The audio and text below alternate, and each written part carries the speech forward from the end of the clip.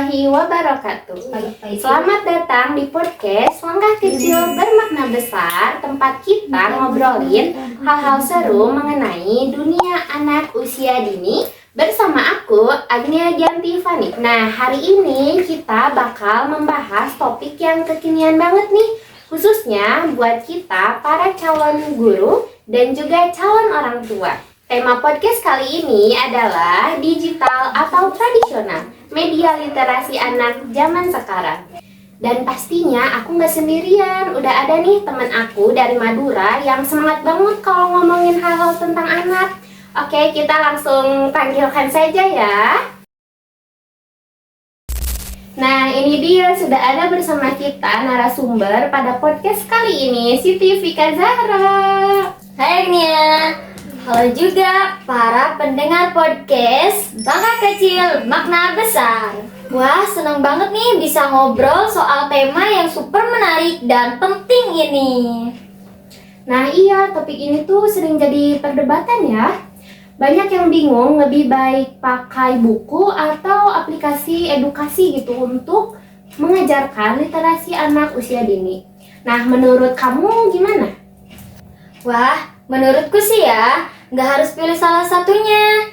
Justru sekarang kita bisa melihat bahwa keduanya itu bisa saling melengkapi loh.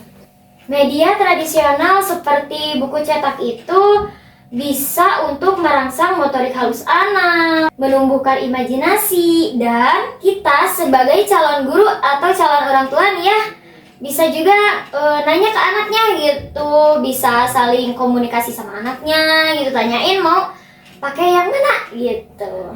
Wah iya, betul banget. Apalagi kalau kita bacain cerita itu tuh sambil kayak ekspresif gitu. Jadi kan itu bisa ngebuat anak tuh semakin tertarik dan penasaran gitu sama apa yang kita sampaikan ya.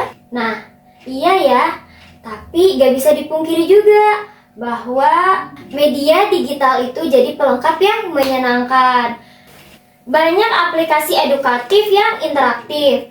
Misalnya anak tuh bisa menggeserkan gambar, mengkliknya, mendengarkan, atau menjawab pertanyaan. Bahkan beberapa buku digital itu bisa dibaca dua bahasa.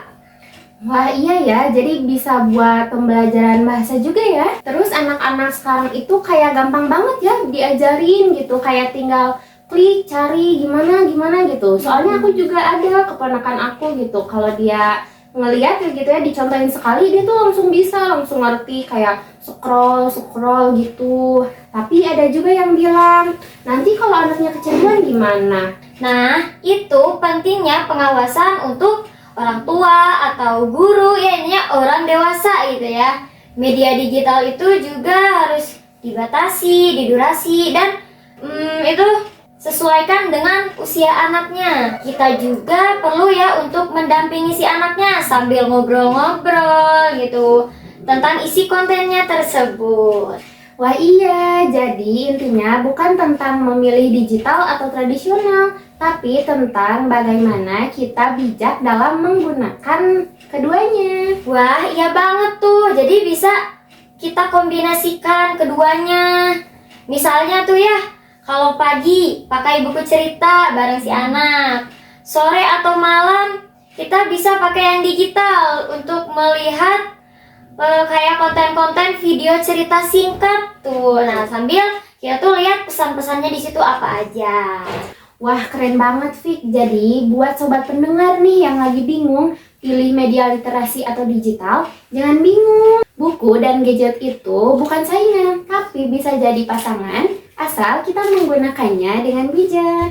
Wah, setuju banget tuh. Yang penting kita bisa ngasih stimulasi literasi anak yang menyenangkan, interaktif, dan aman. Oke, terima kasih banyak ya Vika untuk sharingnya hari ini. Obrolnya itu kan santai tapi benar-benar insightful banget gitu, kayak banyak yang bermakna gitu. Nah, semoga bisa menjadi inspirasi buat para guru dan orang tua yang mendampingi anak-anaknya mereka belajar. Ya, sama-sama ya. Aku juga terima kasih nih bisa diundang ke podcast hari ini nih. Dan semoga para calon guru atau orang tua nih harus tetap semangat ya. Oke, sampai jumpa di episode podcast selanjutnya. Ingat ya, satu langkah kecil bisa menjadi makna besar esok hari. Terima kasih. Wassalamualaikum warahmatullahi wabarakatuh. See you.